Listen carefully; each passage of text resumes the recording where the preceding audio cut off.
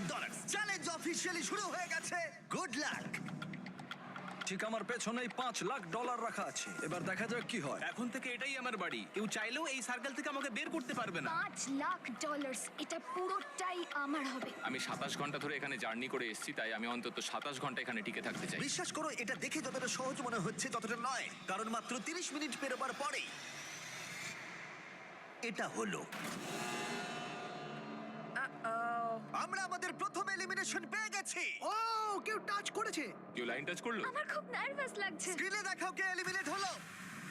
DJ, তুমি তোমার সার্কেলে touch করেছো, তার মানে তুমি এলিমিনেট হয়ে গেলে। কাউকে তো এটা করতেই হতো, তাই আমি স্যাক্রিফাইস করলাম। ঠিক আছে, তুমি এবারে যেতে পারো। চ্যান্ডলার, তুমি প্রথমে আউট হওনি। ঠিক আমার তোমার বলেছো। জন্য গর্ব হচ্ছে। আমি প্রথমে আউট হইনি, কিন্তু সেকেন্ডে। দাঁড়াও, কি? দাঁড়াও। ওহো, ঠিক আছে, এখন দুজন আউট হয়ে গেল।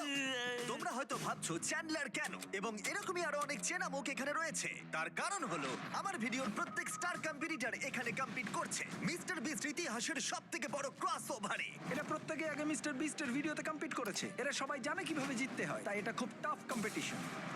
আমি 1 to